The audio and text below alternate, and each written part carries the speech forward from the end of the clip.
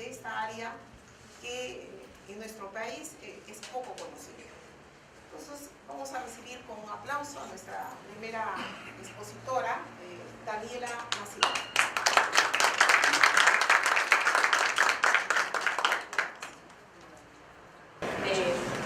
Bueno, mis investigaciones en la tesis que llevo a cabo las realizo en el Departamento de Fisicoquímica y Control de Calidad. Este departamento pertenece al Complejo Tecnológico Picalilleu, que a su vez pertenece al Centro Atómico Bariloche, Comisión Nacional de Energía Atómica. Una de las líneas de investigación de nuestro grupo es el estudio de reacciones heterogéneas entre sólidos y gases. Dentro de estos estudios se pueden destacar los procesos de exploración y exploración de minerales y aleaciones con el objetivo de extraer selectivamente los metales de interés y de alto valor agregado. Por otro lado, también se estudian en el grupo los procesos de gasificación de combustibles sólidos naturales. En esta área estamos desarrollando mi tesis doctoral y el trabajo que hoy les voy a exponer forma parte de esta temática. Lo denominé estudio del efecto de la pirólisis sobre la reactividad del char empleando difracción de rayos X. Bueno, ya de a poco vamos a ir entendiendo cada uno de estos términos, que para algunos deben ser conocidos y por ahí para otros no. Bueno, para no venir sola y sentirme un poco acompañada, traje una imagen con todos los integrantes de mi grupo.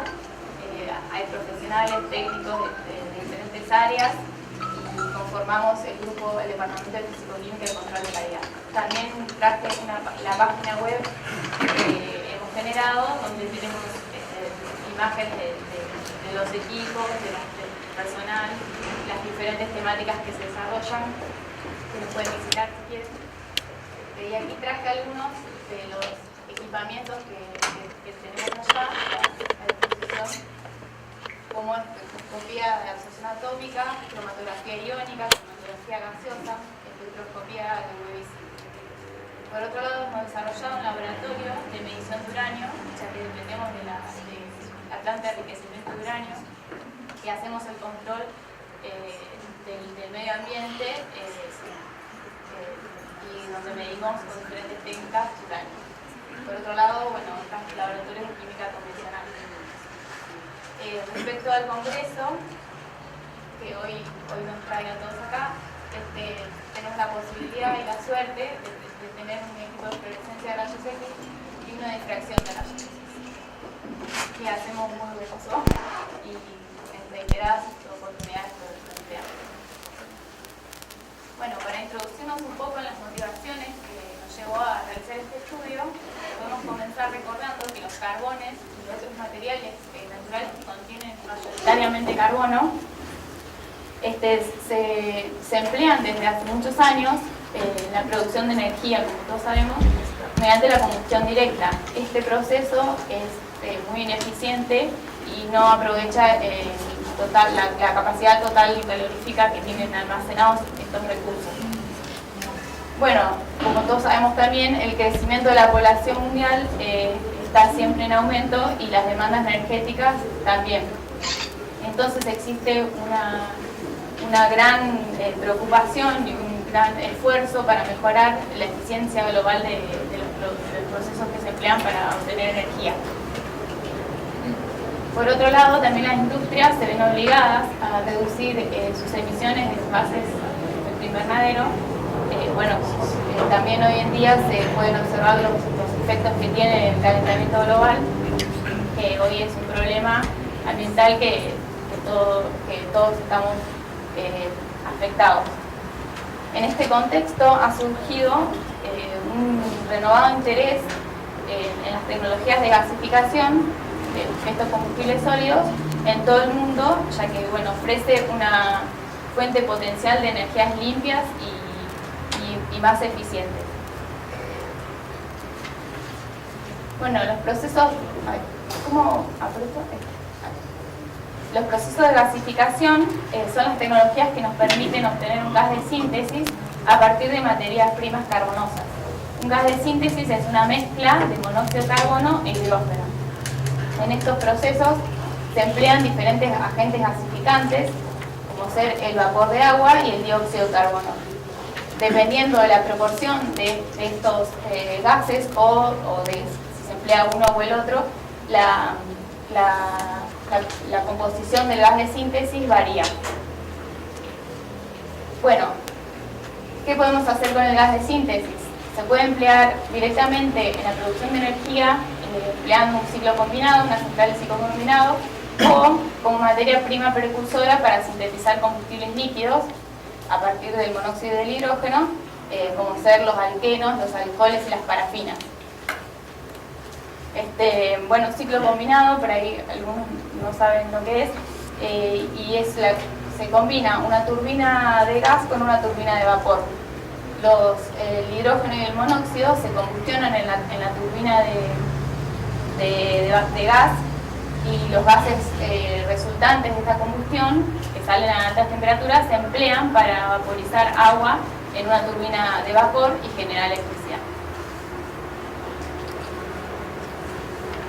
Bueno, en todo nuestro planeta existen diversos tipos de combustibles sólidos naturales, entre ellos están los carbones, la hulla, la turba y las asfaltitas.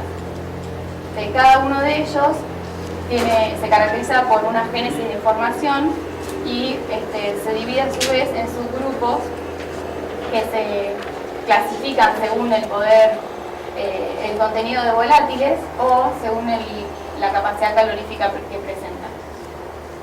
¿No se escucha bien?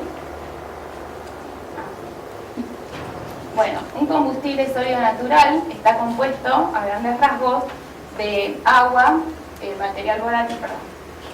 material volátil, carbón fijo y cenizas o material inorgánico. Cada uno de estos constituyentes tiene un procedimiento particular para su determinación dado por las normas ASTM.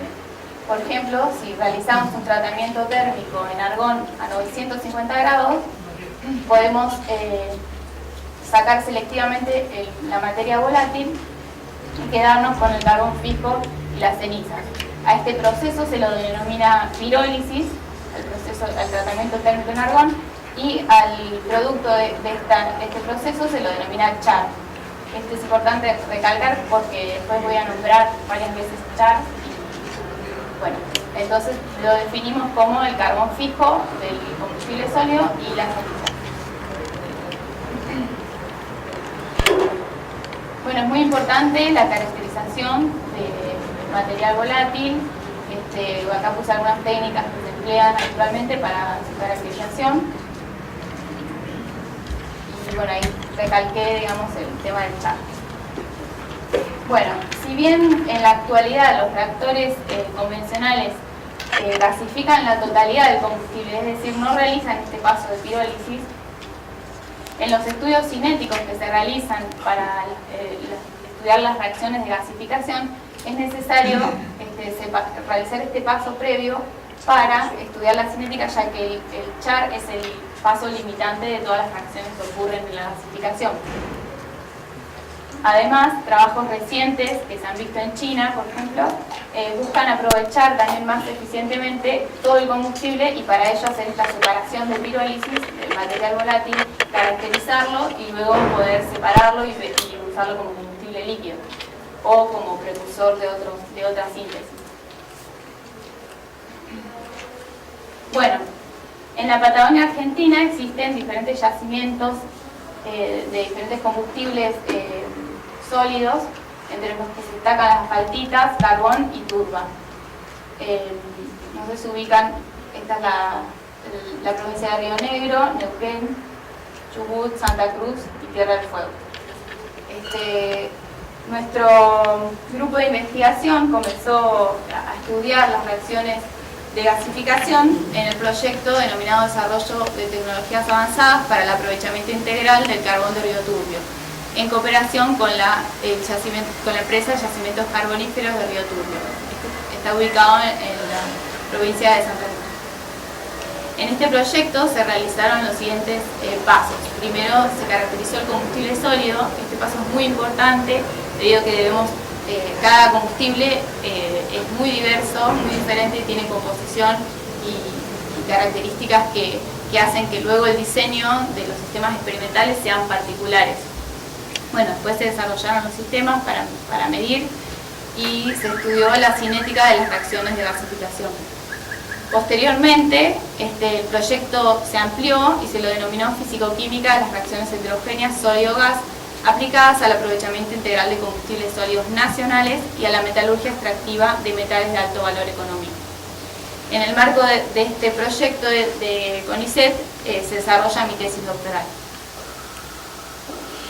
La caracterización de los combustibles se divide en dos grandes etapas. Primero el análisis inmediato y luego el análisis elemental. El análisis inmediato consta de la determinación de humedad, material volátil, carbón fijo y cenizas.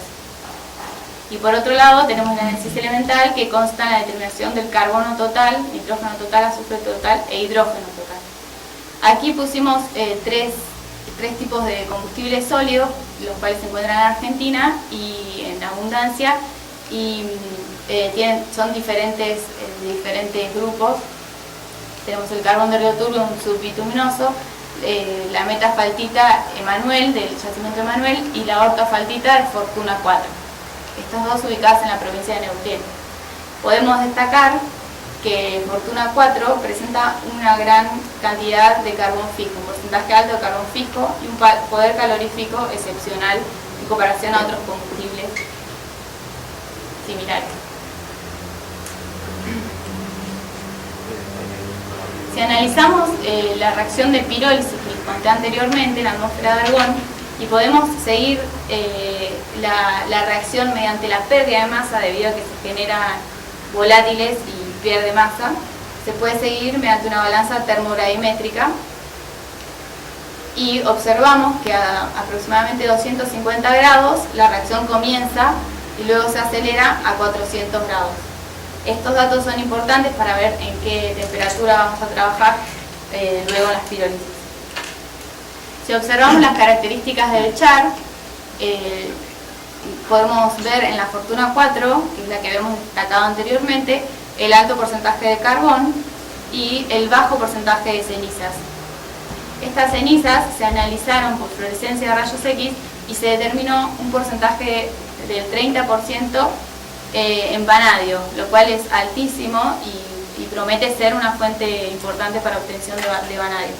Luego, con difracción de rayos X, se lograron distinguir dos clases de vanadato, uno de calcio y otro de sodio. Acá se observan algunas imágenes de SEM de estas cenizas.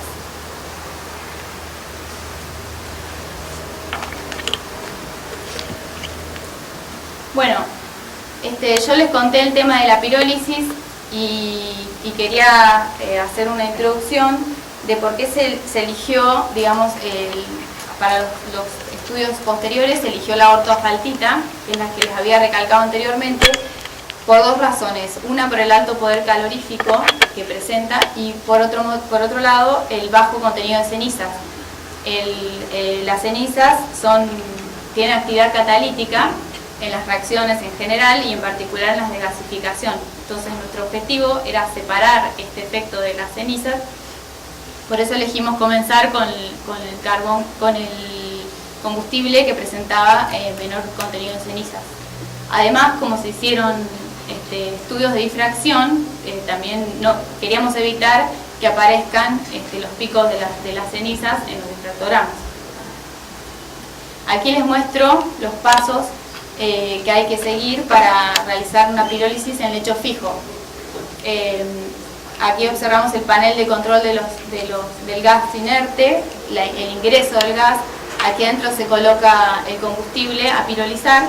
Bueno, esto es un horno y las salidas tienen dos trampas para la retención de los volátiles que luego se desean caracterizar. Obviamente el combustible está previamente pulverizado y tamizado para elegir una fracción que sea siempre del mismo tamaño, y luego también se hace una molienda y una selección de la fracción que se desea estudiar.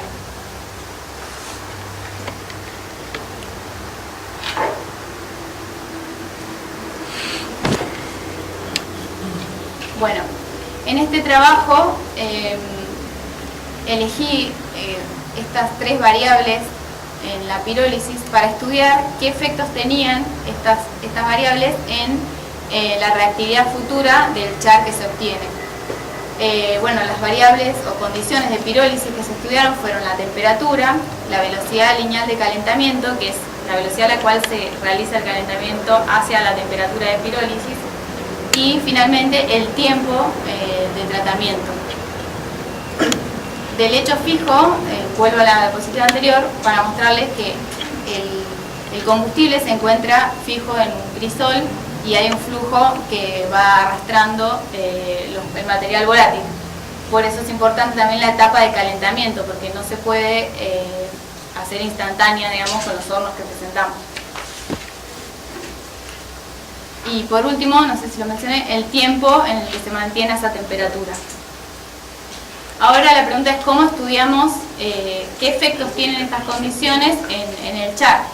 Para ello elegimos la reacción de oxidación, ya que el carbón es más reactivo frente al oxígeno que frente a los otros agentes gasificantes, y estudiamos cuál es la temperatura a la cual comienza esta reacción. Mientras menor temperatura sea necesaria para que la reacción comience, más reactivo será el char. Como observamos aquí, el carbón genera ante la oxidación dióxido de carbono, y por eso se puede seguir mediante una termogravimetría la pérdida de masa. Esta es una balanza termogravimétrica que consta de un brazo de una balanza donde se cuelga un crisol, que es este de acá de platino, o puede ser de cuarzo, y se va monitoreando el peso del crisol. Esto es un horno y tiene todo el sistema de flujo, porque se realiza también en flujo, en aire, ¿no?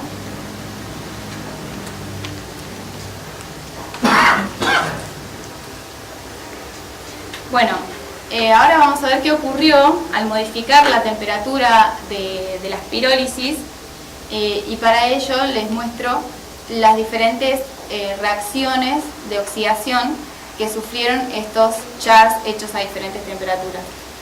Acá, por ejemplo, está el char a 400 grados. La menor temperatura que se empleó, que es 400 grados, fue tal que se eliminaban todos los volátiles. A menor temperatura no se lograba la eliminación completa de los volátiles, lo cual no era lo que buscábamos, ¿no? Queríamos ver qué es lo que pasaba con el char. Y la temperatura más alta que se empleó fue la correspondiente a la norma ASTM, que es lo que se hace habitualmente para la pirólisis. En este gráfico, la coordenada dependiente es el grado de avance de la reacción, que se define como la masa inicial menos la masa a un tiempo determinado sobre la masa inicial menos la masa de cenizas. En el caso de este combustible, la masa de cenizas es muy baja, y se define la velocidad instantánea como la derivada parcial de la derivada respecto al tiempo del grado de avance. Bueno, nuestra pregunta era, ahora vemos los resultados, ¿no? Tenemos el char a 400 grados, que inicia a menor temperatura, y el char, que es este dorado a 950, inicia a mayor temperatura. O sea, nos daría una impresión de que a 400 grados es más reactivo frente al oxígeno que el char realizado a 950. Y bueno, acá tenemos temperaturas intermedias, ¿no? Ahora la pregunta es, ¿por qué estos resultados nos dieron así? O sea, ¿por qué hay más reactividad al disminuir la temperatura de pirólisis? Esto nos llevó a dos posibles respuestas. Una, que pueda llegar a ser que al eliminar los volátiles se genera porosidad, mayor porosidad a menor temperatura, y menor porosidad a mayor temperatura, lo que daría respuesta a la reactividad. Y la otra posible explicación es un cambio microestructural del char, lo cual hace que sea más sobrereactivo. Para responder a esta inquietud, realizamos otro experimento en el cual un char realizado a 400 grados, que es la curva roja, acá muestra la reactividad de ese char, se le realizó una segunda pirólisis o tratamiento térmico a 850 grados. Y luego se ensayó la reactividad, mostrando que presenta la misma reactividad que un char directamente hecho 850. Esto descartaría el caso de que los volátiles podrían estar generando una morfología o una porosidad diferente. Entonces, para poder relacionar estos cambios en la reactividad con las modificaciones microestructurales del char, se empleó la técnica de difracción de rayos X. Bueno, los carbones presentan una fase amorfa y una fase cristalina en mucha menor proporción. La fase cristalina se corresponde al grafito, el carbón se va grafitizando y nuestro objetivo era ver si había diferencias entre la proporción de estas fases. Para ello hicimos dos análisis, uno cualitativo para analizar la tendencia de los diferentes resultados y otro, un análisis cuantitativo que se lo realizó a los charts que tenían mayor diferencia en su difractograma. Ahora vamos a ver les presento un difractograma de los charts. Si lo vemos con mucho cariño, digamos, podemos ver 4 picos muy anchos y de muy baja intensidad. El primero que se observa acá en la curva colorada corresponde al char realizado a 250 grados. Como te dije antes, a esa temperatura aún no se eliminaron todos los volátiles, lo cual este pico se lo podríamos atribuir a los volátiles, que luego desaparece al realizar tratamientos térmicos a mayor temperatura. Luego tenemos 3 picos que corresponden al grafito. Uno corresponde a la reflexión del plano 002, que corresponde al espaciamiento entre los planos de grafito, y luego las bandas que corresponden a las posiciones de la estructura del anillo de los grafitos. Acá podemos ver más detalladamente la imagen y digamos, a grandes rasgos es como que uno podría ver una tendencia quizá en este pico, donde al aumentar la temperatura del tratamiento de pirólisis, la fase grafito aumenta. La línea así se ve bien la gris.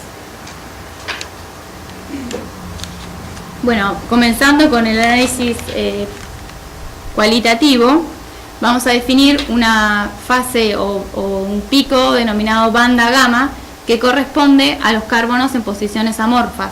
Luego les voy a explicar bien porque en estos difractogramas no se puede atribuir a ningún pico, digamos. Y se define la fracción de fase amorfa como el área respecto de ese pico de la banda gamma sobre la suma de las áreas de la banda gamma y del pico del grafito más intenso, ¿no? el 002. Por otro lado tenemos la definición de la fracción de aromaticidad o aromaticidad, que corresponde a los carbonos en posiciones aromáticas, o sea, formando parte del grafito, y sobre la suma del total de los carbones en posiciones aromáticas y alifáticas. Y son proporcionales a las áreas de los picos 002 y de la banda gamma que les comentaba anteriormente. Bueno, en esta diapositiva busqué alguna forma de explicar cómo se había tomado el fondo de nuestro difractograma. Como se observa acá, el pico queda simétrico a bajos ángulos. Esto se lo atribuye a la presencia de la banda gamma, que a su vez la distancia, digamos el máximo pico corresponde a un distanciamiento entre carbones de un enlace simple carbón-carbón. O sea, se lo atribuye a la fase amorfa del carbón. Aquí les presento también una imagen que se obtiene del programa TOPAS, no sé si lo conocen, no son habituales, lo usan habitualmente, donde se selecciona el tipo de pico que se desea. Obviamente el amorfo puede ser asimétrico y el resto de los picos son simétricos, corresponden al grafito, y se lo deconvoluciona para que calcule las áreas. De esta manera se realizan, como dijimos en el análisis cualitativo, los cálculos de la fase amorfa y de la fracción de fase amorfa y la fracción de fase cristalina. Estas son las temperaturas ensayadas en los diferentes pirólisis y se observa una tendencia donde la fase cristalina aumenta al aumentar la temperatura y las expensas de la fase amorfa. Bueno, como estos difractorados mostraron grandes diferencias o diferencias por lo menos cuantificables, decidimos realizar un análisis con un estándar, una cuantificación con un estándar interno. En este caso usamos rutilo, acá tenemos el difractograma, y el del correspondiente CHAC, donde se realizó una mezcla homogénea y obtuvimos estos resultados. Acá se ve claramente que la fase que uno llama que el carbón es amorfo, en realidad presenta una fase cristalina que se ve claramente, y que corresponde al grafito. Con estos estudios se hicieron también elección de fondo manualmente, se le restó el fondo, obteniendo este pico asimétrico y los demás picos del grafito y los picos del rutilo, claramente. Y se le restó también manualmente el pico correspondiente a la banda gamma que mencionábamos que correspondía a la amorfa. Esto lo tuvimos que hacer de esta forma, por ahí poco científica, debido a que el TOPAS, por lo menos el programa que nosotros con el que contábamos, no modelaba bien el fondo, o bueno, el fondo amorfo. El amorfo hay que ponerlo dentro del fondo y los ajustes no lo pueden. Bueno, siempre obviamente restamos este pico respetando la simetría del pico 002 del grafito y considerando, digamos, que de este lado no había contribución de este pico, ¿no? Bueno, haciendo esto con todos los charts que obtuvimos anteriormente, se introduce en el programa, se le explica cuál es el porcentaje de masa que se le agrega del spike, del estándar interno. Y acá se puede ver el ajuste, sería la línea roja, el ajuste de la suma de los picos. Este sería los picos del rutilo y por otro lado tendríamos los picos del grafito. Y se obtiene, bueno, haciendo unos refinamientos, las proporciones de fase amorfa del grafito y bueno, el rutilo, que ya sabemos que era un 10% en peso. Haciendo esto con todos los charts, obtuvimos también la misma tendencia, que al aumentar la temperatura del tratamiento térmico, la fase cristalina aumenta y la fase amorfa disminuye. Como les había mencionado anteriormente, también modificamos la velocidad de calentamiento y con los instrumentos que teníamos pudimos, digamos, modificar solamente en 5 grados por minuto, 20 grados por minuto y 200 grados por minuto. Esta curva de reactividad muestra, digamos, un comportamiento similar y no podemos atribuirle diferencia de reactividad a estos tres ensayos. Ahora, si observamos el difractograma de rayos X, tampoco podemos apreciar grandes diferencias. Por eso también se decidió solamente hacer un análisis cualitativo. En este se observa que al aumentar la velocidad de calentamiento, la cantidad de fase amorfa es levemente mayor y la de cristalina menor. Esto nos lleva a pensar de que mientras más tiempo, o sea, haciendo un tratamiento térmico muy lento, le damos tiempo para que el carbón se vaya acomodando y forme más fase cristalina. Por otro lado, también modificamos el tiempo en el que se realizaron las pirólisis, haciendo a 30 minutos, que era el menor tiempo en el que se eliminaban también los volátiles, a 1 hora y 2 horas. Aquí podemos observar que la curva verde, que corresponde a estas 2 horas, se desvía levemente de las otras dos, o sea, presenta una reactividad un poco menor o termina su oxidación un poco después. Si observamos los difractogramas, tampoco podemos atribuir grandes diferencias en la composición. Sin embargo, si hacemos el análisis cualitativo, observamos que al aumentar el tiempo de pirólisis, aumenta la fase cristalina. Esto también contribuye o apoya a lo que veníamos diciendo antes, que a mayor tiempo que uno deja esa temperatura, le da más tiempo para que se reorganice la estructura y entonces así aumenta la fase cristalina. Bueno, finalmente les quiero mostrar, digamos, dos tipos de pirolizadores. Uno que es el que usamos en los estudios anteriores, que es el de lecho fijo, donde la muestra se encuentra fija y hay un flujo de aire que arrastra los volátiles, y otro que se llama de tubo vertical o de caída libre. En inglés es DTF, que es Drop Tube Furnace, que no me sale muy bien en inglés, algo así. Este consta, es diseñado y fabricado en nuestro laboratorio, y consta de un sistema en el cual los combustibles se ponen con una granulometría tal que permite que el nitrógeno los suspenda y los introduzca desde arriba. Luego se dejan caer y a medida que van recorriendo el horno, que está a 950 grados, se va pirolizando y va liberando el material volátil. Este sistema presenta el menor tiempo de residencia del carbón y presenta la velocidad de calentamiento más alta. Si analizamos las diferentes reactividades que presenta este char hecho en el tubo vertical, o los chars hechos de la manera convencional en lecho fijo a 400 grados y a 950, observamos que el char hecho en el tubo vertical presenta mayor reactividad, que es la línea verde, y luego tenemos el de 400 y el de 950. Si observamos los espectrogramas, aparece algo muy interesante, que es que casi no presenta fase cristalina el char hecho en este sistema, mientras que los otros dos habíamos visto antes cómo va cambiando las características de los picos.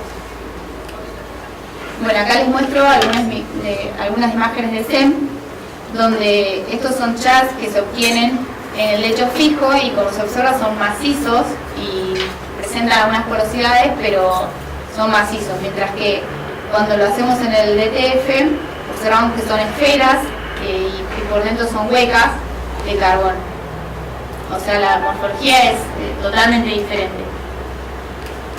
Bueno, finalmente, para concluir lo que estuve hablando, al aumentar las temperaturas de pirólisis vimos que la reactividad disminuía y se lo podíamos atribuir a un aumento en la fase cristalina grafítica en el carbón. Por otro lado, al aumentar la velocidad de calentamiento lineal del horno, observamos que la cantidad de carbono cristalino era mayor o levemente mayor, sin embargo no podíamos atribuir diferentes reactividades, por lo menos no medibles.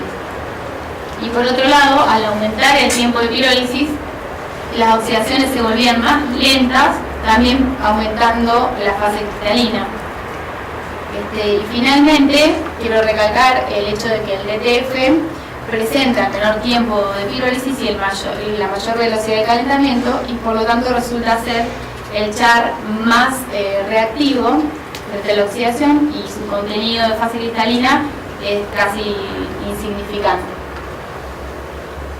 Entonces vamos a continuar con el tema sobre caracterización química y mineralogía estructural de 3 arcillas de la región altiplánica boliviana. Entonces, escuchamos. Muchas gracias. Muy buenos días tengan todos ustedes. Antes que nada quisiera agradecer realmente a todos los organizadores que pudieron que yo pueda mostrar mi trabajo, ¿no? Mi trabajo consiste en la caracterización química, mineralógica y estructural de 3 arcillas de la región altiplánica de Bolivia para una visión científica en su aplicación como medicina tradicional, ¿no? Esta investigación lo hemos hecho en conjuntos con el Instituto de Investigaciones Geológicas y del Medio Ambiente, IGEMA, y la carrera de Química, todos pertenecientes a la USA, Bolivia, ¿no?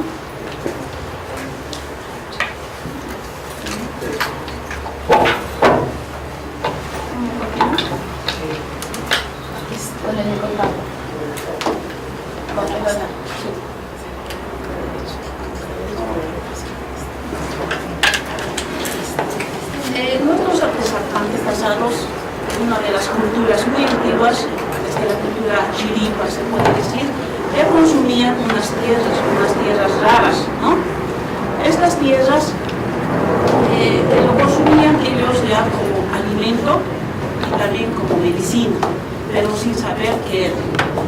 Entonces determinaron o nombraron estas tierras en el lengua aymara como Hasa, Hasa, ¿no? Son sus formas de nombrarles esas tierras. Y en el lengua quechua como Chaco. Acá en Perú he escuchado bastante de esa arcilla, pero con el término de Chaco, ¿no?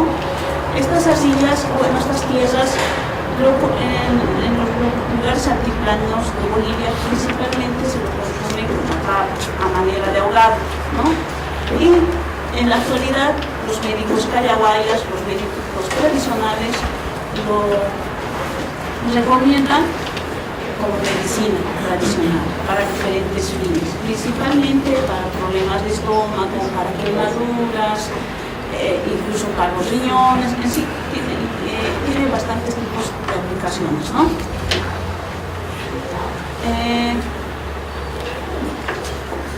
Pero por estudios que realizaron un científico chileno, un arqueólogo chileno, encontró fósiles. Dentro de estos fósiles, en las dentaduras, existían unas tierras raras. Él analizó por dilatación de rayos X y determinó que eran arcillas, ¿no? Arcillas. Entonces, ¿qué son las arcillas? Las arcillas son materiales muy finos con tamaños de partículas menores a 2 micrómetros, ¿no? Que se encuentran dentro del grupo de los fibrosilicatos que conforman las esmectitas, mercuritas, cloritas, taurinitas y las nicas. Presentan estructuras tetraédricas y octédricas, conformando por láminas, ¿no? Entre la estructura TO, porque son la estructura tetraédrica y octédrica.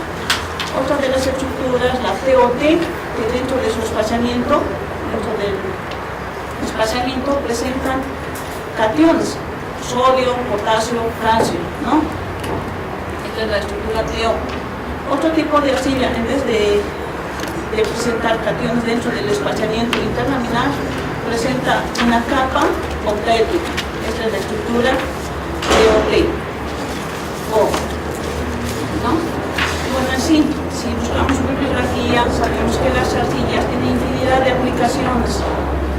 No solamente en el campo medicinal, también está en pinturas, en ladrillos, cerámica artística, en fin, ¿no? Diferentes aplicaciones.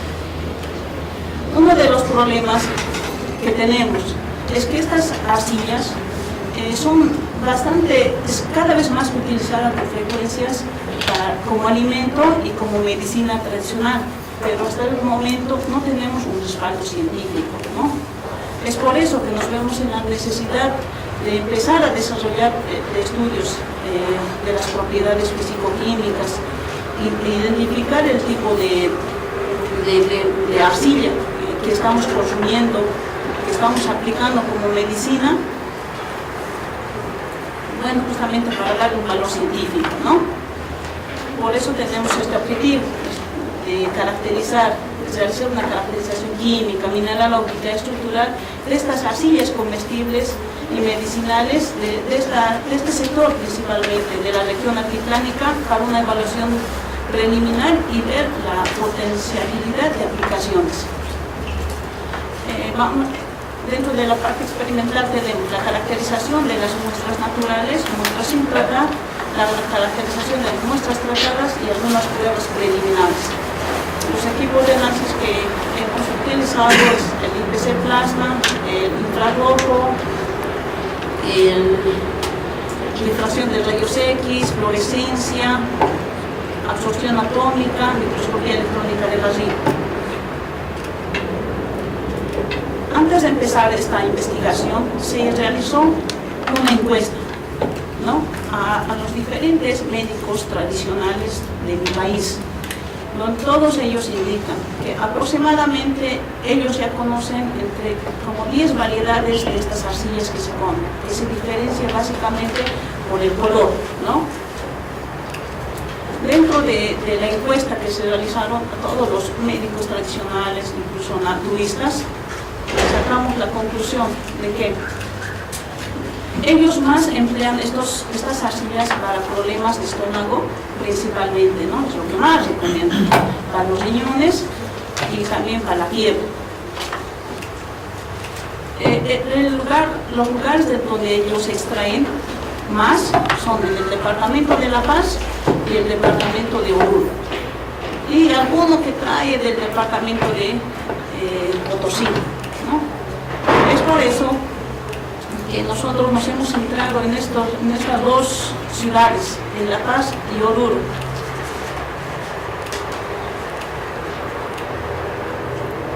Hemos identificado dos tipos de arcillas en el sector de La Paz. Una arcilla que presenta una coloración verde y otra arcilla que presenta una coloración amarilla. Y la de Oruro que presenta una coloración blanquecina, ¿no? Dentro de los espectros de fluorescencia hemos identificado como elementos mayoritarios al silicio, aluminio, como minoritarios al potasio, calcio, hierro, titanio. Estos son los espectros de las muestras sin tratar, o sea, las muestras que directamente hemos agarrado de yacimiento y son los elementos identificados. Dentro de la caracterización estructural tenemos el espectro de difracción de rayos X de estas arcillas. Hemos identificado preliminarmente que se trataría de una esmectita o una vermiculita.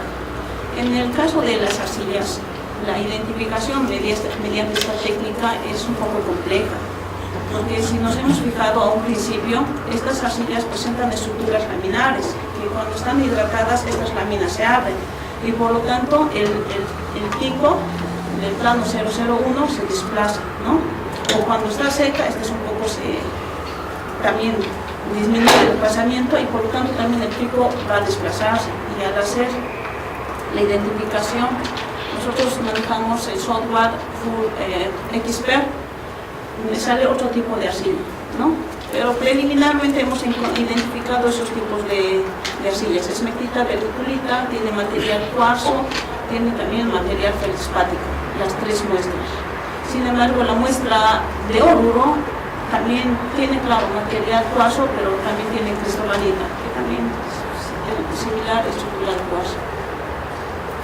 Dentro del análisis químico hemos identificado para las muestras ya tratadas mayor porcentaje de óxido de silicio y óxido de aluminio.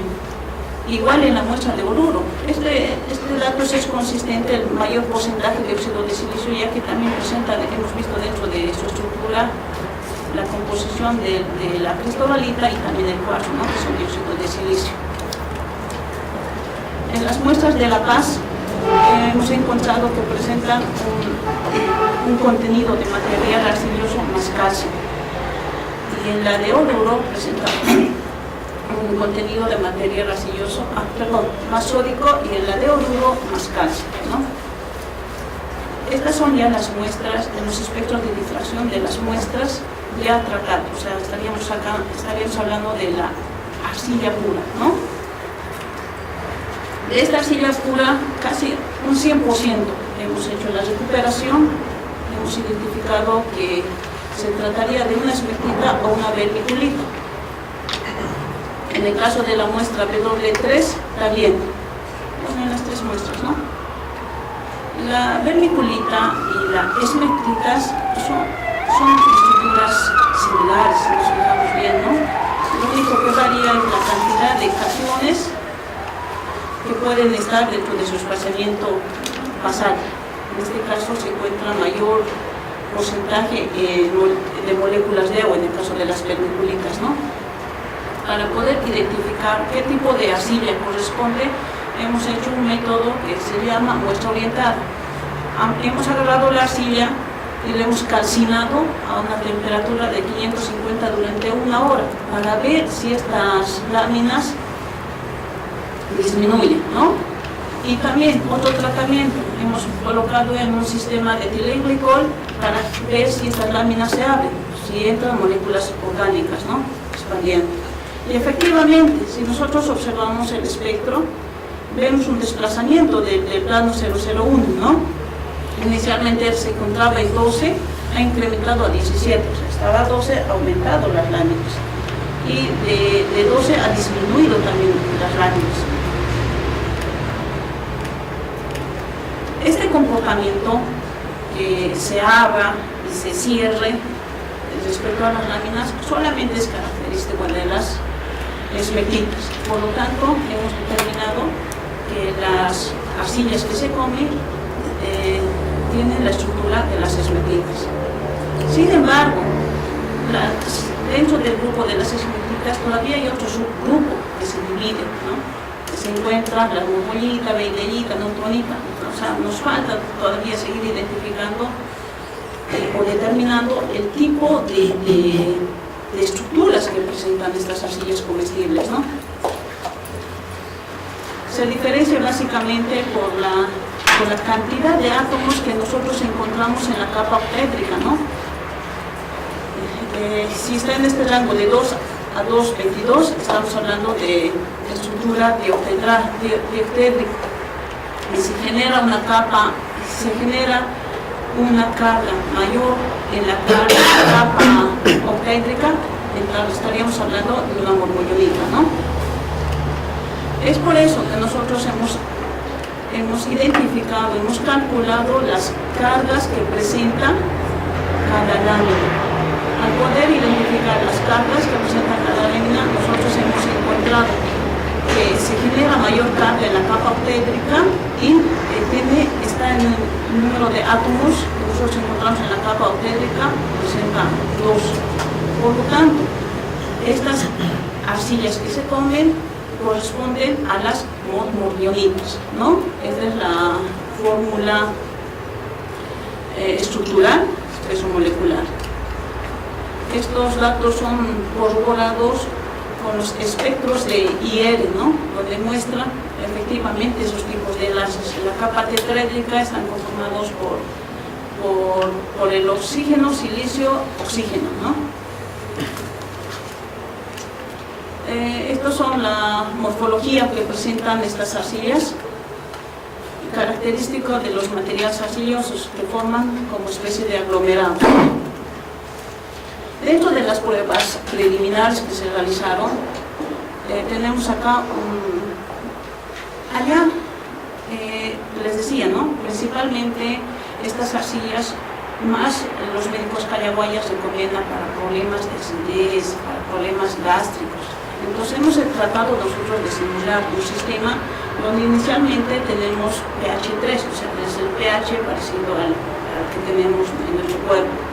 Entonces, si nosotros introducimos estas dos arcillas, observamos que la arcilla de Oruro no es tan efectiva para neutralizar la acidez.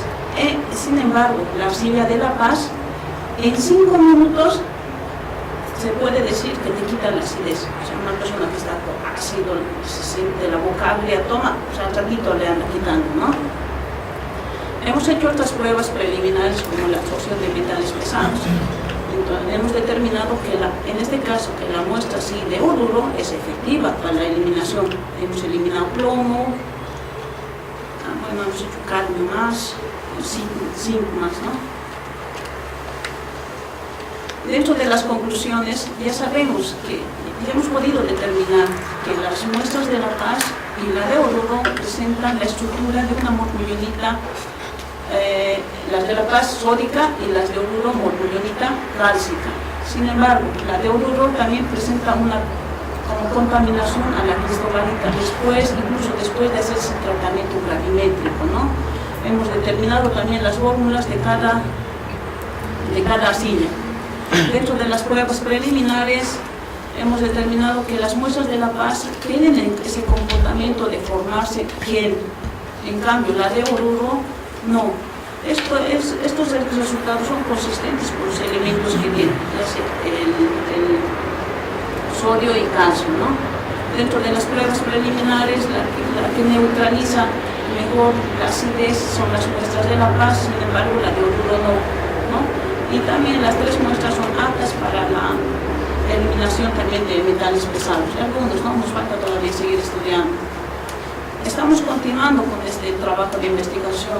Estamos queriendo dar ahora un valor agregado a los productos bolivianos. Hemos creado con un grupo de profesionales de diferentes áreas una pequeña empresa que se denomina Benton, ¿no? Benton, ¿por qué? Porque las esmectitas se encuentran o son de la roca bentonítica, ¿no? Son Benton. Presentan, como hemos visto, la estructura tetrédrica, hemos determinado, y estas bolitas representan los cationes, aniones que llevan dentro de su espaciamiento interlaminar, ¿no? Casualmente también mi hijito se llama Benton también. Entonces, los productos que nosotros estamos obteniendo, hay una interacción también con los comunarios, porque tenemos que de algún modo hacer que los comunarios sean beneficiarios, comprando los materiales, la materia prima. Hemos realizado los análisis. ¿Quiénes son los comunarios? En el departamento de La Paz, a 20 kilómetros del departamento de La Paz se encuentran unas provincias que se llaman Villa Putumuli. Entonces, de ahí son los comunas de Villa Putumuli. Entonces, hasta el momento estamos probando, estamos sacando cremas, por ejemplo, cremas como bloqueador solar, cremas para las manchas, crema para acné. Y este líquido, como hemos visto, que es buenísimo para quitar la acidez, ya lo tenemos también, ¿no? Justamente les voy a mostrar. Acá ya lo tenemos algunos de los productos. Este es uno de los productos estrellas porque es efectivísimo. Es una mezcla de esta arcilla juntamente con una planta que se llama chilca, ¿no? Allá. Este es buenísimo para dolores reumáticos, inflamaciones, golpes, cuando uno está, por ejemplo, resfriado y le duele todo el cuerpo, efectivísimo. Y lo bueno de estos productos es que son de inmediata acción. O sea, te duele, te frotas y ya sientes el alivio inmediato, ¿no? Y acá lo tengo, el otro producto, que es la jasa en el lengua aymara, como les decía, ya procesado. Tiene su vasito, tiene su medida. Hemos trabajado también con médicos no tradicionales, no callahuayas, sino académicos. Entonces ellos también sugieren una cierta cantidad donde deben tomar, ¿no? Entonces son algunos de los productos. Hemos participado también en algunos eventos que realizaron, hemos salido ganadores en el FleshCamp organizado por la Embajada de Estados Unidos. Hemos participado en algunas ferias científicas. Estamos viendo la posibilidad también de hacer otros nuevos productos. Por ejemplo, hemos hecho lo que es mermelada, pero con aglomerantes de estas mismas arcillas. Estamos participando en congresos, seguimos investigando, ¿no? Seguimos haciendo algo, queremos hacer muchas cosas todavía, ¿no? Bueno, sería todo. Muchas gracias. Mi nombre es Pablo Zambrano, yo soy estudiante de doctorado en Química de la Universidad de Concepción, en Chile. Y antes de comenzar quiero agradecer a la organización del Congreso por permitirme viajar, estar acá y también por aceptar mi trabajo dentro de las exposiciones del Congreso, que en realidad se aleja un poco de la línea física y de cristalografía dura. Esto es como un poco más una aplicación de la cristalografía y de la física a diversos problemas relacionados con la medicina o con la biología. Yo estoy realizando mi tesis de doctorado en un laboratorio donde tratamos de ocupar ciertas herramientas de la biología, de la física, para entender algunos problemas biológicos o algunos fenómenos biológicos que se dan de manera natural. Este tema que voy a presentar hoy fue uno de los temas que estuve investigando hace 1 año atrás. No tiene que ver con mi tesis de doctorado, pero es sobre la interacción que tiene un fármaco, que es el propranolol, que destacar, con membranas celulares in vitro y algunos modelos moleculares de membrana. Esta charla la dividí en 5 partes. Una parte de introducción, los objetivos que me planteé antes de comenzar la investigación, la metodología experimental, los resultados y algunas conclusiones. Bueno, el propranolol es un medicamento que fue creado en la década del 60, ¿ya? Y pertenece al grupo de los beta bloqueadores. Los beta bloqueadores son unos fármacos que bloquean unos receptores que tenemos en algunas partes de nuestro cuerpo que se llaman receptores beta y que se ocupa ampliamente en el tratamiento de la hipertensión arterial, entre otras aplicaciones. Generalmente en el comercio se encuentra en la sal clorhidrato en diferentes cantidades y tiene una alta absorción por vía oral. También, aparte de ser un bloqueador beta de los receptores beta, tiene algunos efectos sobre los receptores beta 1, beta 2 que están ubicados en el corazón y en algunas otras zonas periféricas o más lejanas al corazón. Los usos del propranolol son bastante variados, principalmente el 80% del uso está limitado a la hipertensión arterial. También se ocupa para personas que sufren de taquicardia o también para algunas patologías nerviosas. El propranolol también tiene bastantes efectos secundarios. Por ejemplo, depresión mayor, bradicardia, que es cuando baja repentinamente la presión arterial, insuficiencia cardíaca, etc. Y han sido incluso descritos algunos efectos adversos bien graves, como depresión con ideación suicida, o también estos efectos disminuyen a medida que uno va dejando de administrar el fármaco. Este medicamento, el propranolol, alcanza altos niveles de concentración a nivel celular debido a la estructura que tiene y a la alta lipofilia, que es la capacidad de unirse a los lípidos tanto de la membrana como de otros tejidos. Posee más afinidad por las células de la sangre que por el plasma, que es el líquido que rodea a la sangre, el líquido que está fuera de las células de la sangre. Las concentraciones plasmáticas que alcanza fluctúan entre 1 y 80 micromolar aproximadamente, y los efectos tóxicos se empiezan a aparecer a concentraciones superiores a 300 micromolar, ¿ya? O entre 80 y 300 micromolar. Para entender bien el trabajo, es necesario explicar un poco qué son las membranas celulares, cuál es su función y cuál es su estructura. La idea es que toda célula está rodeada de su medio externo por una membrana, que es como una barrera. Esta membrana tiene diferentes funciones. Tiene una función de protección, mantención de la presión osmótica dentro de la célula. También funciona como parte de intercambio de moléculas entre el exterior de la célula y el interior de la célula. También es un lugar donde ocurren muchas reacciones enzimáticas, reacciones de reconocimiento celular por el tipo de moléculas que existen en la periferia de la membrana. Por lo tanto, cualquier alteración de la membrana podría alterar también este tipo de reacciones y así generar problemas en la célula y que eviten que esta célula funcione de manera normal. ¿Okay? Y eso puede desencadenar en el futuro alguna enfermedad o alguna patología. La estructura de la membrana, los modelos que explican la estructura de la membrana en realidad han sufrido bastantes cambios a medida que con los avances tecnológicos. Por ejemplo, en 1925 solamente se entendía la membrana molecular como una bicapa de fosfolípidos plana sin ningún otro tipo de moléculas insertas en esta.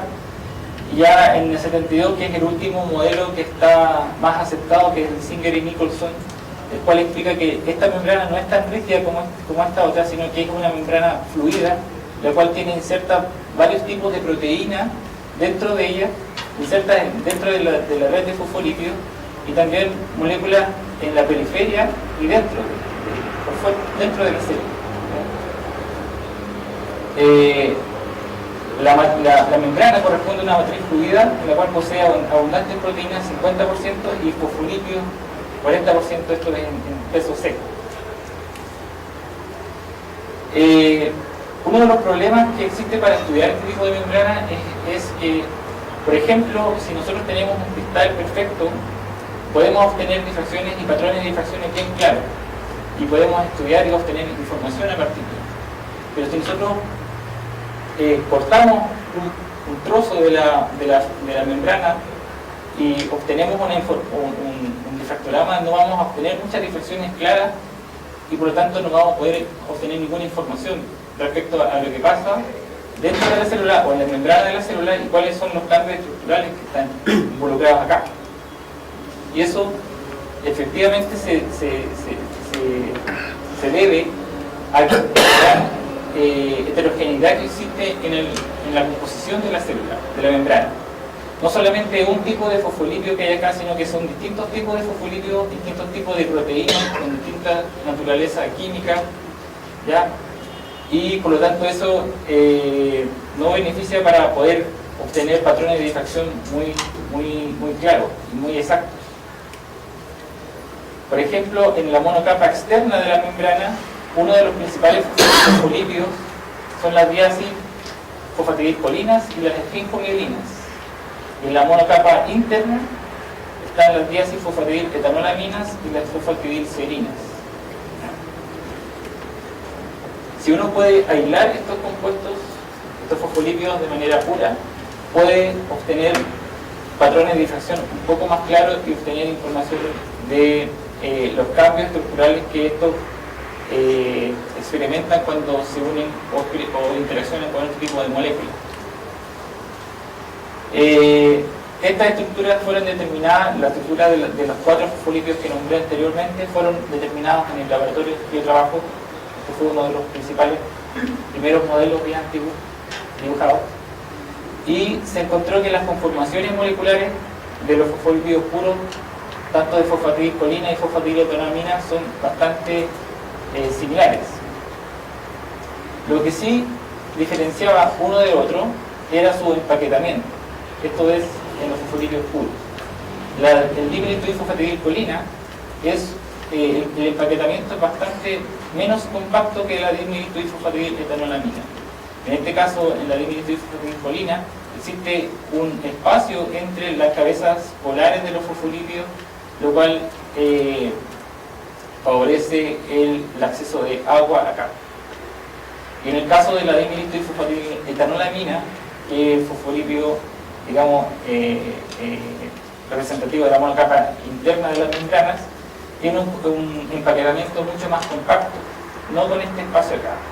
Y eso se debe principalmente a que estos grupos se repelen de manera mucho más fuerte que en este caso acá, en donde hay un tipo de interacción que se llama puente de hidrógeno, lo cual atrae las dos cabezas polares de los fosfolípidos y hace que se junten.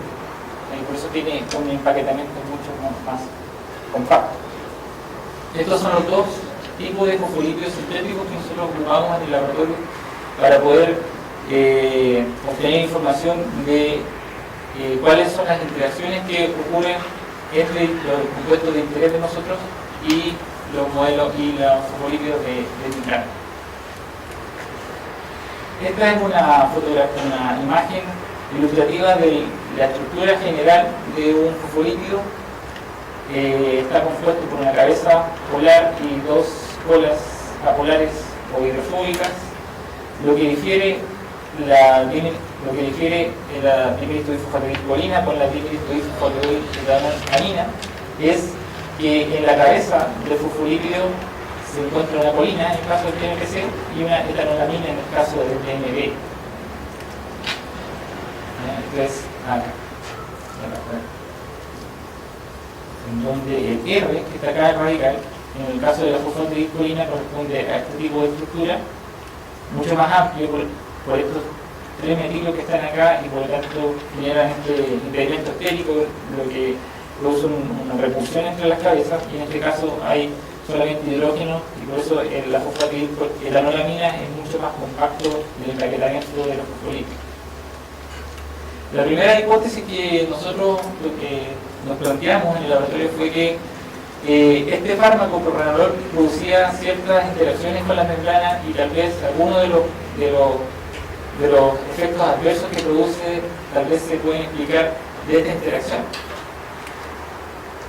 Los objetivos entonces fueron estudiar los efectos estructurales que induce el propranolol sobre membranas celulares de eritrocitos humanos, que son las células que tenemos en mayor cantidad en la sangre, y modelos moleculares sintéticos que en este caso corresponden el DMPC y el DMP. Los objetivos específicos fueron determinar perturbaciones estructurales producidas en mi capa lipídica por el medicamento propranolol mediante difracción de rayos X, determinar los cambios morfológicos que produce en el propranolol en eritrocitos humanos mediante microscopía electrónica de barrido, cuantificar fluctuaciones de membrana de glóbulos rojos en tiempo real y estudiar el proceso de administración de la droga y después el proceso de retiro de la droga o desdrogado, como dice, de un fosfolípido, de un eritrocito en tiempo real mediante microscopía óptica de desenfoque. Y por último, medir la toxicidad celular mediante viabilidad, que es una técnica para medir la toxicidad en células de cultivo. Entonces, el estudio de la membrana lo vamos a hacer mediante estas 4 tipos de técnicas. En la primera vamos a utilizar, mediante difracción de rayos X, vamos a utilizar los 2 fosfolípidos que nombré, de lo cual nosotros pudimos obtener la distancia mediante difracción de rayos X que existe entre la cabeza polar de una monocapa, de una bicapa, perdón, y la bicapa siguiente, que es 64.5 angstrom, y la distancia que existe entre las colas hidrofóbicas del fosfolípido, que en el caso del DMPC son 4.2 y 64.5 angstrom, y en el caso del DMP, por ser más compacto, esta distancia es mucho más pequeña. En el caso del DMPC, como expliqué anteriormente, existe un espacio entre las cabezas polares, por lo tanto, un espacio donde puede efectivamente llegar agua y estar en más contacto del fármaco con esta zona.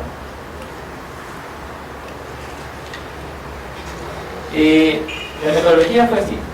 En el caso de difracción de rayos X, nosotros tomamos 2 miligramos de fosfolípido, lo pusimos en un Eppendorf con 200 microlitros aproximadamente de propranolol en distintas concentraciones. Esto lo incubamos a 30 grados Celsius, en el caso de DMPC, 60 en el caso de DMP, por 30 minutos, lo centrifugamos y se obtiene como una emulsión. Esa emulsión nosotros la ponemos en un capilar fino de vidrio, y el cual finalmente lo obtenemos la difracción de rayos X de cada una de las concentraciones. En el caso de estudio de microscopía electrónica de Garrido, uno toma 20 microlitros de sangre, de una gota de sangre, y lo resuspende en 900 mililitros de PBS, que es similar al suero sanguíneo, con un pH similar también al corporal.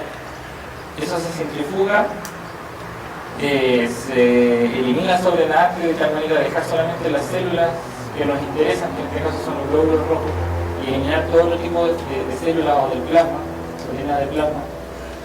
Y se ponen en contacto estas células, los glóbulos rojos, con distintas concentraciones del fármaco. Eso se incuba a 37 grados Celsius, que es la temperatura corporal aproximadamente, por una hora, y se fija con un fijador celular que es glutaldehído, y eso se observa finalmente en el microscopio electrónico de Barrier. El estudio mediante microscopía óptica de desenfoque es bastante similar a la microscopía electrónica de barrido. La única diferencia es que en este caso uno obtiene información de una célula. En el caso anterior eran poblaciones más grandes de glóbulos rojos y uno obtiene fotografía. En este caso lo que uno hace es elegir, o sea, se pone una gota de sangre dentro de la cápsula, pero elige solamente un glóbulo y se enfoca en ese glóbulo, y uno puede ir a medida que va aumentando la concentración de la droga, puede ir cuantificando qué tan rígido se pone la membrana en la presencia de la droga y cuáles son los cambios morfológicos que estaba experimentando.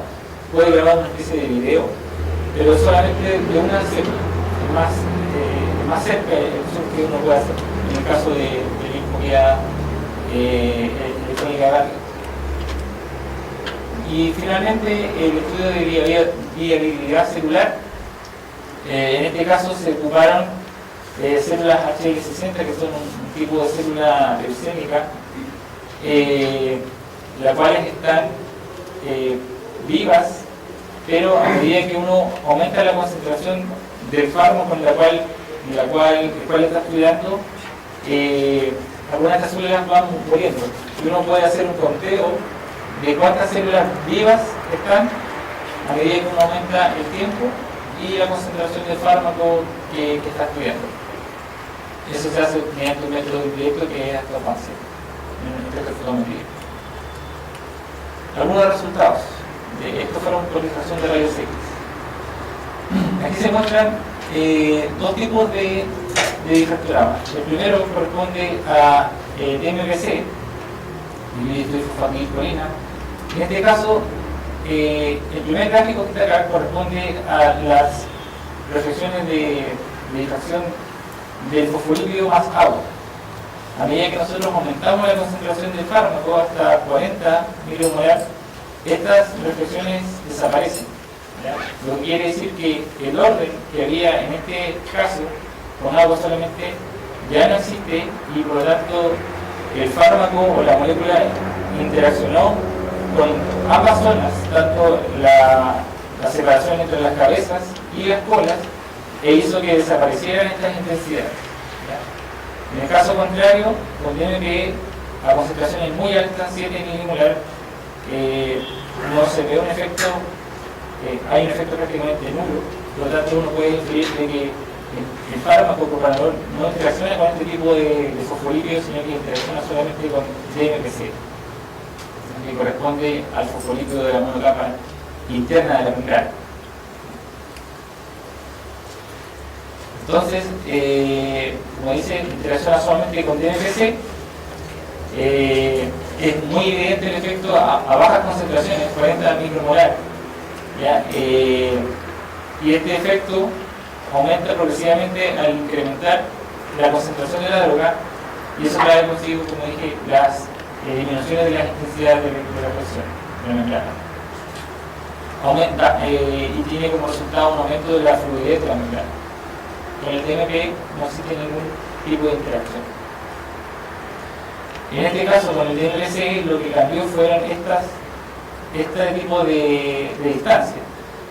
Con DMPC más agua, nosotros teníamos una intensidad de reflexión bastante clara con a esta distancia, pero a medida que fue aumentando la concentración de propranolol, esta desapareció. Por lo tanto, esta distancia lo más probable es que haya aumentado con el contacto de propranolol con el fosfolípido. Lo mismo que con la separación entre las colas del fosfolípido. Los resultados mediante de microscopía electrónica de barrido. En este caso, la primera fotografía se muestra son glóbulos rojos en suelo, sin ninguna concentración de propranolol. En este caso, vamos aumentando la concentración de propranolol hasta llegar a un máximo de 1 milímetro. Se puede observar que a medida que vamos aumentando la concentración va apareciendo una cavidad en la superficie del glóbulo, acá, hasta ser máxima en 1 milimolar. Ese tipo de célula, ese tipo de forma del glóbulo rojo se llama estomatocito, ¿ya? Lo cual difiere de los equinocitos, que son como estos, que tienen ciertas como una especie de puntas en la superficie del glóbulo rojo. ¿Ya? Un gráfico que muestra la cantidad de estomatocitos a medida que aumentamos la concentración de propranolol. En el control, que era solamente los glóbulos con agua, solamente había discocitos, que son las formas normales del glóbulo, sin ninguna interacción de nada. y a medida que aumentamos la concentración fueron apareciendo más estomatocitos. Son esta forma con una especie de concavidad en la superficie. Entonces, los estudios mediante microscopía electrónica de Garrido indican que este fármaco induce cambios morfológicos en el linfocito humano. A bajas concentraciones aparecen equinocitos y a altas concentraciones aparecen estomatocitos, que son estos últimos que mencioné. Este tipo de formas siguen una hipótesis bien antigua que se llama par bicapa, en la cual se dice que cuando una droga interacciona con la monocapa externa de la membrana, esta monocapa externa se expande y genera este tipo de forma en los glóbulos rojos que se llama quinocito. En el caso cuando una droga interacciona con la monocapa o se inserta en la monocapa interna del glóbulo rojo, genera este otro tipo de forma que se llama estomatocito. Mediante microscopía óptica de desenfoque uno puede determinar qué tan rígido se pone o se adopta la membrana a medida que va aumentando la concentración de la droga que estamos utilizando. Como podemos ver aquí, la fluidez de la membrana aumenta. En el caso de la flecha roja indica el proceso de administración de la droga y la flecha azul indica el proceso reverso, que es cuando uno va quitando la droga del medio en el cual está inserto la célula.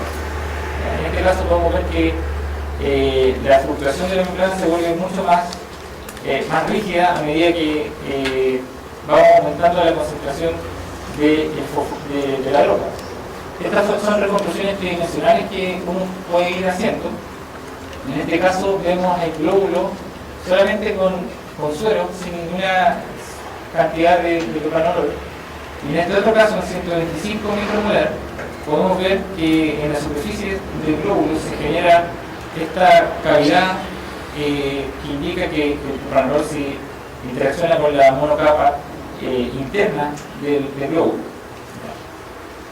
Este es el proceso de vuelta, el proceso de deslogado, en el cual vamos quitando la droga del medio en el cual está puesto este glóbulo rojo y vemos que el glóbulo comienza a adoptar la misma forma que tenía al inicio. ¿Ya? Este era un video pero no funcionó, quería mostrarlo cómo era en tiempo real esto, pero no funcionó. Bueno, son las discusiones en cuanto a que la recuperación del segundo proceso, que es el proceso de drogado, las propiedades mecánicas de la membrana no son las mismas que uno tenía al principio. O sea, con cero micromolar aproximadamente, la membrana siempre queda mucho más rígida que cuando estaba en el comienzo acá. Por lo tanto, la eliminación del fármaco no siempre es completa y hay un proceso de acumulación de fármaco en la membrana de la célula. En el caso de viabilidad celular, uno puede, en este caso, contabilizamos el número de células que quedaron vivas a medida que nosotros íbamos aumentando la concentración del fármaco y determinamos que la concentración a la cual desaparecían o morían la mitad de las células que teníamos en un comienzo eran 0.05 aproximadamente milimolar de fármaco, que vale aproximadamente 50 micromolar.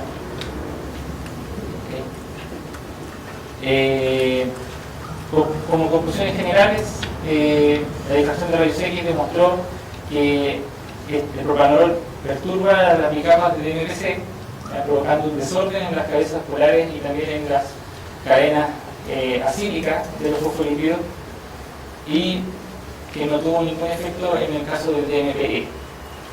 La microscopía electrónica de Garrido mostró que el propranolol también produce este tipo de formas que se llaman estomatocitos, en la cual se explica que el fármaco interaccionó con la monocapa interna de la membrana, generando este tipo de cavidad dentro.